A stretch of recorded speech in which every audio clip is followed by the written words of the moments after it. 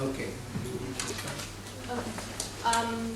Hello, my name is Laura. I have spent the past year volunteering in Vietnam working with orphans and disabled. And my experience was that in Vietnam there is a huge gap between the rich and the poor. And a lot of what the lecturer, two gentlemen have talked about businesses and luxury brands is only in the upper class. And it's a very small elite that I'm sure a lot of the students that have the opportunity, a lot of the Vietnamese students that have the opportunity to study at the LSE are also kind of part of that elite. But what I discovered while living in Vietnam, that there is a huge rural population that is far off that. And while you were talking, I was just wondering what's the use in for example, Jaguars driving up and down roads in Ho Chi Minh City and in Hanoi, when there is still a huge part of the rural population who can't even, who are malnutrition. And I think that's one of my answers for why there are not many Vietnamese, why there were no Vietnamese gold medals in the Olympics, is because Vietnam still is a country where people are hungry, where people are not fed well, because a huge population is still under the line of poverty and cannot even dream of buying British products or working in the IT business. And I just wanted to bring up the issue and maybe ask for your opinion how the inclusion and the social justice can be achieved. That not just the rich, small elite can develop and cooperate with European countries and buy luxury brands and work in the IT business and do all these, but how to get the broad, big rural population that still suffer, that still work hard on the rice field every day, how to make sure that they have their rice to eat and that they will have education and will have chances and opportunities. Thank you very much. Given that we've got a limited time at our disposal, what I suggest that we select a number of questions and then we go around and speak. So who would like to ask the next question or make a comment? Firstly, I'd like to thank all the speakers for very inspiring talks. And I have to apologize that I have to move a bit to the real problem of Vietnam rather than sticking with the very optimistic perspective. I would like to ask specifically Dr. Locke about the rural-urban problem, because from my own experience, I was in another province rather than Hanoi, and my dad was a sailor, and he did that until I was 5, and then he moved to Hanoi, and I actually didn't visit him until I was 10. So it's actually a true story from my side. What actually happened in my case was he was able to move the whole family from the province to Hanoi, but it was clearly the efforts of my parents rather than any other actors in the society. Do you think, as a trend of migrant, of rural-urban immigration is increasing every day, do you think there would be a realistic hope for the role of the government or NGO or foreign aid to solve the problem, or will we still have to rely on the family strategies on the problem?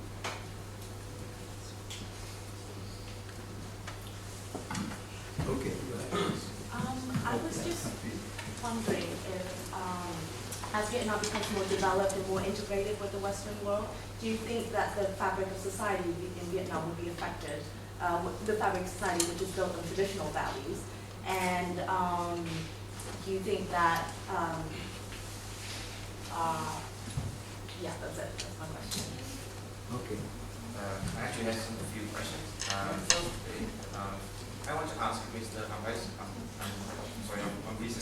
Sorry, you show us a lot of positive numbers, but I want to ask because recently there's a big collapse of a lot of big giant public companies, like Vietnamese, and also we are suffering a lot of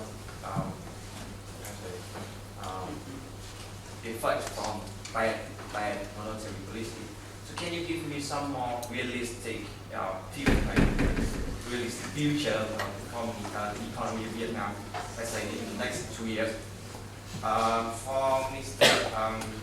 The director Yeah, I'm sorry. So basically what you just told us that Vietnam is a great place for outsourcing. But do you think outsourcing is good for our economy? Because basically, big company will focus on Vietnamese labor, but then can we Vietnamese business can like benefit from that? Because actually we can't compete with those companies to like recruit those brilliant genius people. And for Mr. Sorry, yeah. So do you think that FDI is something very good for Vietnam? Because, well, based on what I just based on what I'm studying, FDI is like, well, of course it's big benefit, but at the same time, it also bring bad effects. So do you think at this moment, FDI is good for Vietnam? Yes. Oh, sorry, may I just intercede? Please keep your questions especially short because we do have a tea session that is coming after this at 8:20, and we don't want to miss that because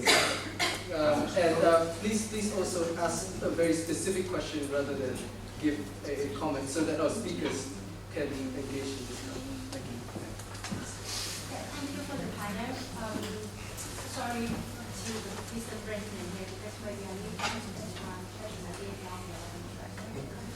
so I would like to address Mr. Ambassador and Mr. Faustin. Mr. Ambassador, you put up a lot of positive figures that we are one of the biggest rice exporters. Yes, we are the biggest exporters in rice and coffee as well.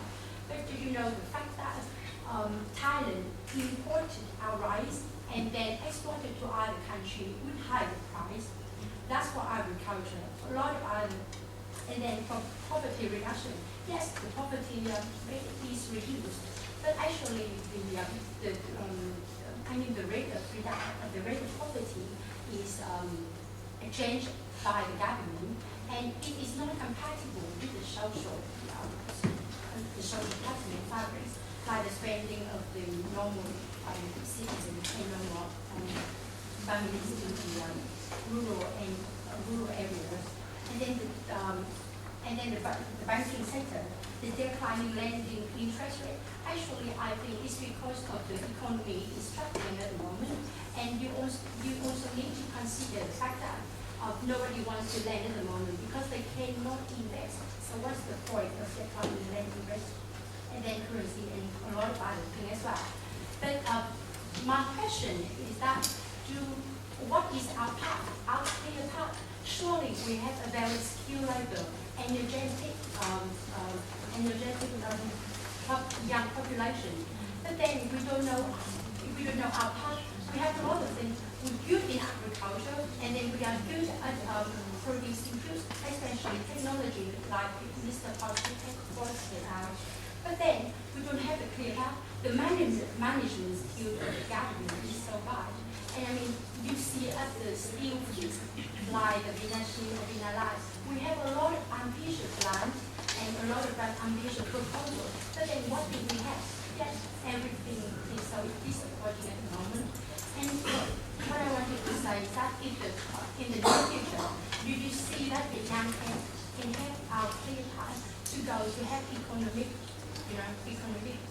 to achieve economic development, or can fall into the middle income countries like Philippines or other countries. Some countries can thrive like China or Korea, Taiwan, but some countries fall apart. So do you think in the near future we can actually tackle that? And that's just my question. Thank you very much. And so I propose to go.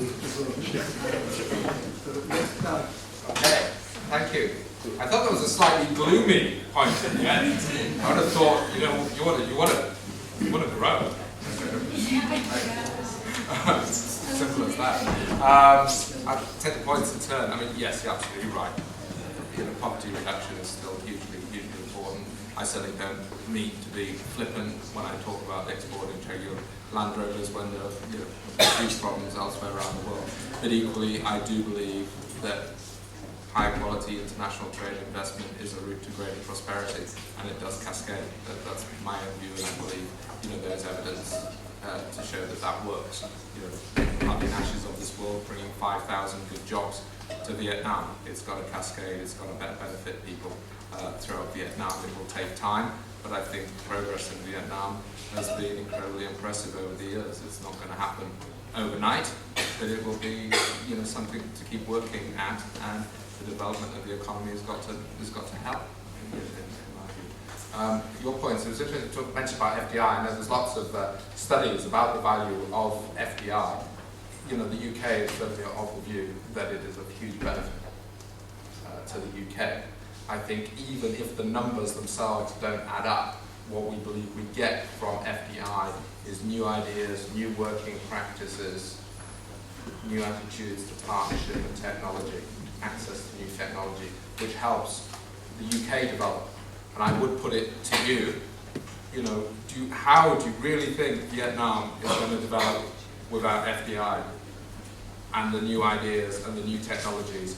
We know that Vietnamese have incredible strengths across the piece, but I think you're going to get there a lot quicker by adopting all the best practice from other international businesses, which will come to you, from FDI. And two very short examples, from the UK.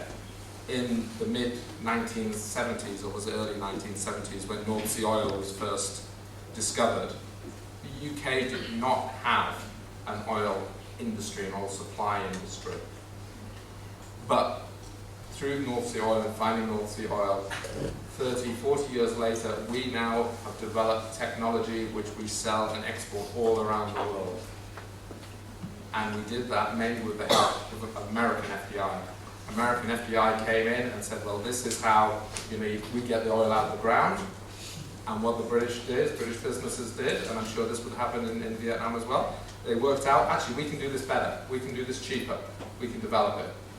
So without that initial seed from, in this case, America, we wouldn't have an industry that employs tens of thousands of people in the UK. Similarly, in the car industry, our car industry was pretty much, gone.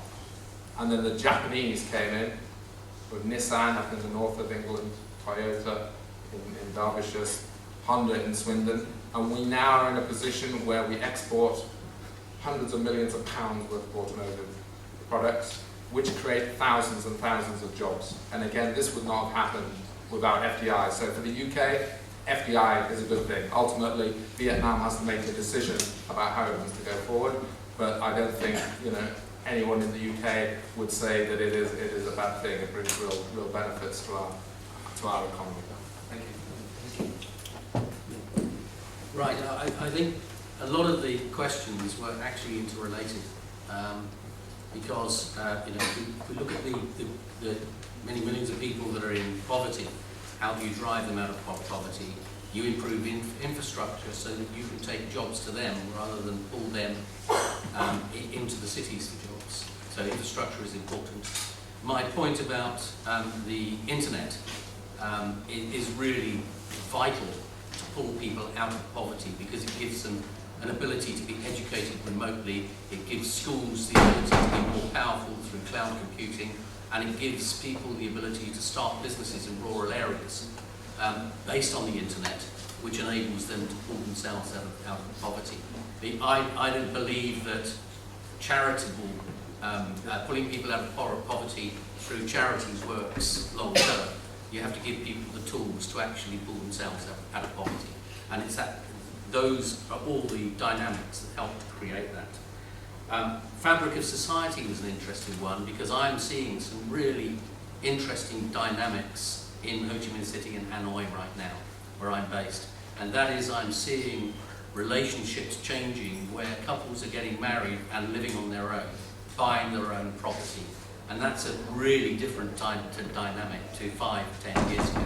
And that's creating some challenges where women aren't coming back to work as frequently as they were after maternity, and they're taking more time on maternity. So that's changing the dynamic, which I have always thought has been very positive in Vietnam, where 52% of my employees are female. And and I'll say to the ladies here, 80% of my management team in Vietnam are female. Give me a female manager any day of the week. Fantastic. Sorry guys. But you know, the dynamics are changing. We're seeing those dynamics change. You look at outsourcing. Is outsourcing good? I think outsourcing is your way to the future, because if you look at what we're doing, is we are selling your services, we're employing large numbers of people, we're giving those large numbers of people brand new skills, we're introducing them to Western economies, Western domains, Western markets, Western cultural methodologies and processes, and they're leaving our company frequently and going and starting new businesses. So, you know, a little factoid for you, 27 software companies in Vietnam have been started up by our ex-employees as a result of the skills they learned with us. And long may that be so. Part of our strategy is to make people independent, and actually we will give somebody a present to leave the company and go and start their own business, because we think our talent management has succeeded. So outsourcing is part of that transition that I talked about, from the doing for other people to the innovating for yourself. But without the skills, you can't innovate. And that's what outsourcing brings to the Vietnamese economy. And I think that pretty well covered off all the questions, I hope. Good? Okay, thank you. Okay, I'll try and keep it brief. Unless those rural poor are somehow brought into this equation, Vietnam is not going to be able to long-term manage the path it's moving on. It's not going to be able to manage it in economic terms, but it's also not going to manage it in political terms. What I thought was very interesting was how His Excellency talked about the importance of missing those goals to do with poverty reduction, the importance of equality. There is still a very, very strong ideological commitment to particular interpretation of social justice. What I think is potentially dangerous about what's going on at the moment is what's happening in society a much greater tolerance for that kind of very steep gradient of inequality between rich and poor that people are happy to tolerate. I don't think that has a long history in Vietnam. I think it makes people uncomfortable. I don't think it's about charity. Paul is quite right. You're not going to solve any of these problems through charity. But it does have implications for social policy, because social policy is the way in which the government structures how economic growth has different kinds of social outcomes.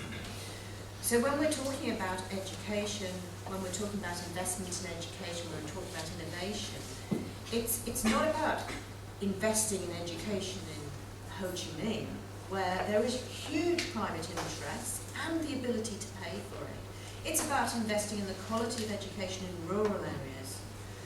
Many of the people, I mean, I spoke to people who sold vegetables on a pole, you know, on the streets, in fear of being harassed by the authorities, who were paying for their children to go through university. So the opportunity for social mobility is massive if those people are allowed to earn their living and do what they want with it. But I also spoke to many people who said, I'm working here in this city for as long as I have to get the capital to set my business up at home, because then I can be with my family and I can get a rural business going.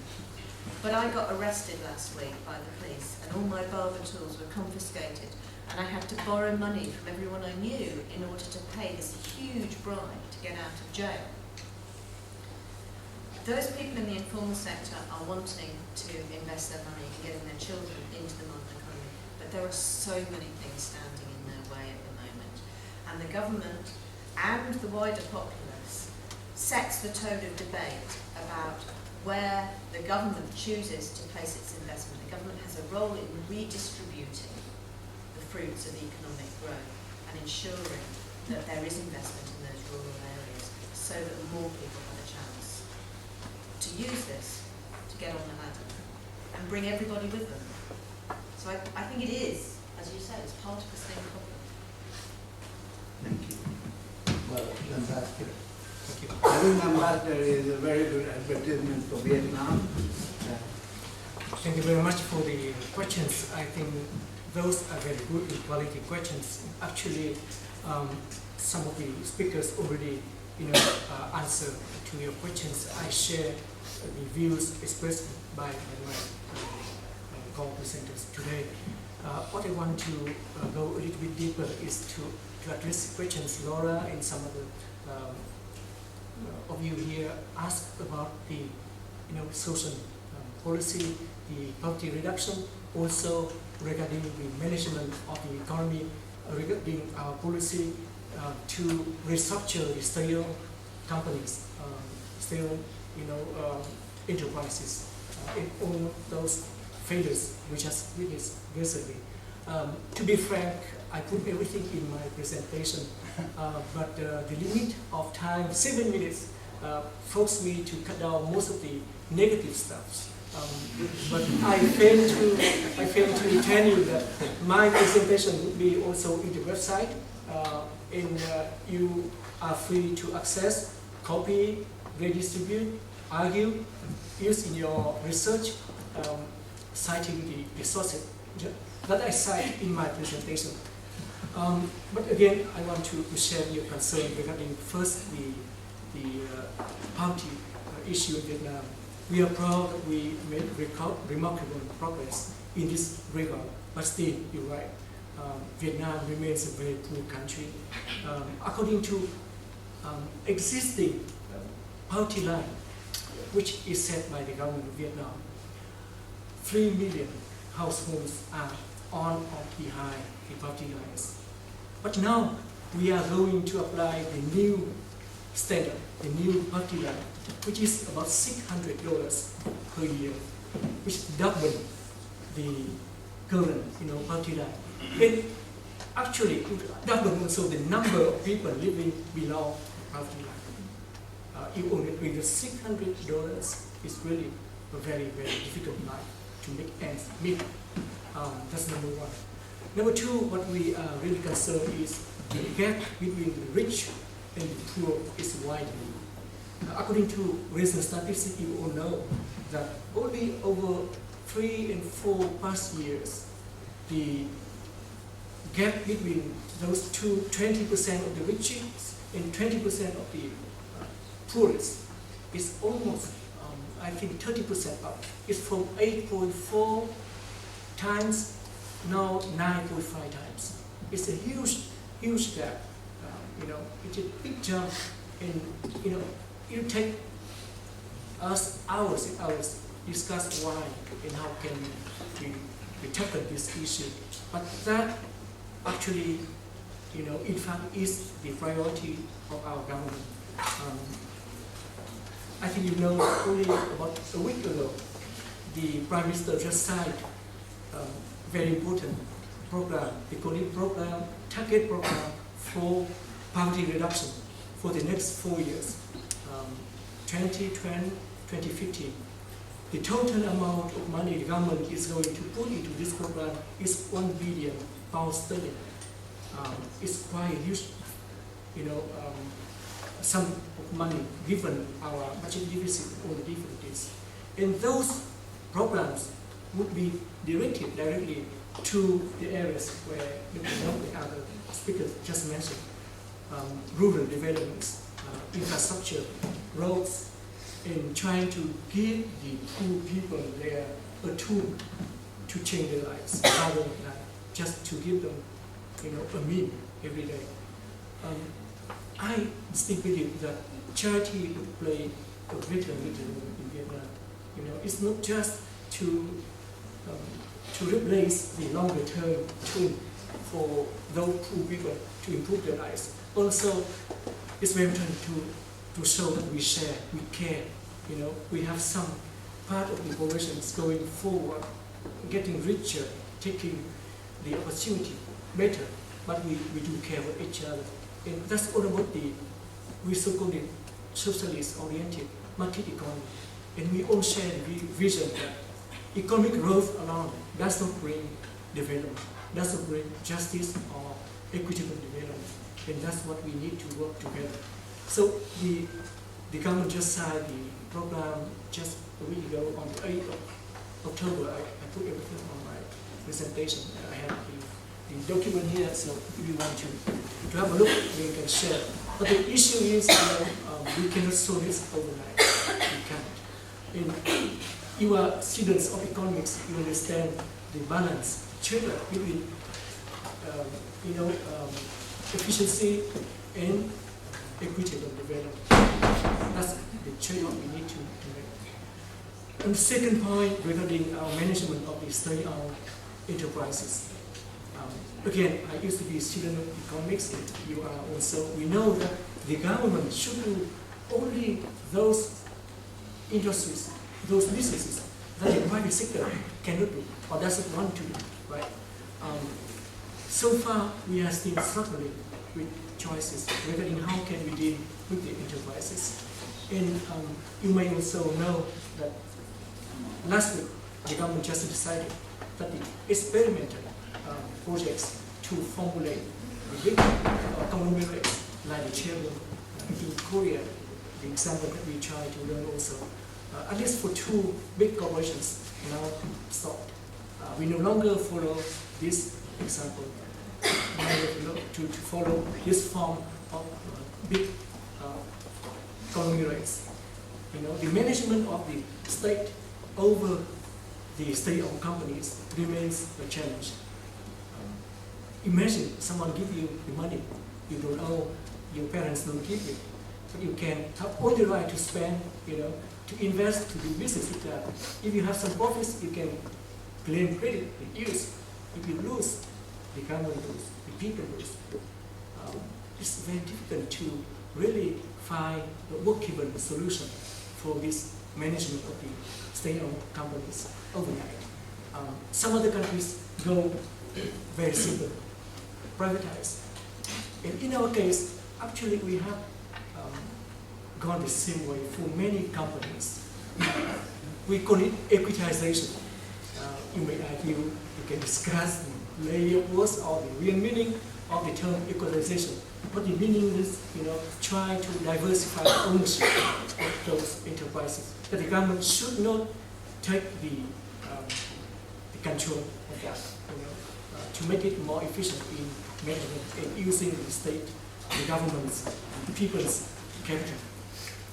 We have a plan to further and accelerate the equitization program for the next 5 years. And we have set a target to privatize, to equitize actually, to use the right term as a buzzword, 5,000 more remaining enterprises. We have own program, and I can show you also in my preparation. I think most of us here also follow the recent plenum of the Sikh Party Central Committee, and the conclusion in the statement.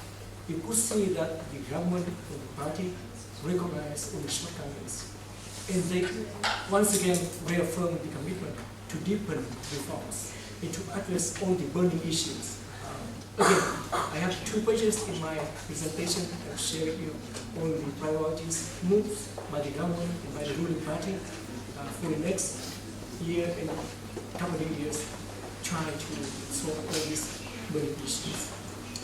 I really regret that I don't have enough time to discuss the those complicated issues. So let me stop here. Thank you.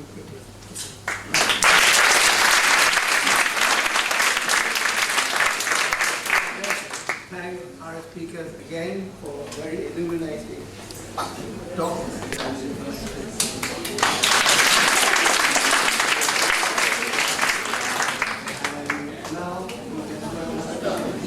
Yes, guys, sorry, could you just bear with me for one more minute? Just to say, on behalf of the LSE Vietnam Society, I would like to thank all of our speakers today who have come.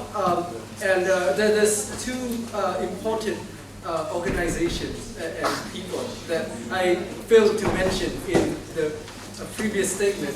The first of them, you can see there, is the Asia Research Center. And the Asia Research Center, headed by Professor Hussain has not just done a lot to help us throughout the organization of this event, but in fact has come up with the idea originally. It was Professor Hussain who, in a meeting with me 8 months ago, had originally intimated with me that he wanted to co-organize with us an event like this. And I would like to thank you so much for having come to support our inaugural event, because the first year is always the hardest. The second people who paid for the tea today is the Vietnam Embassy. So, and I'd really like to thank the support.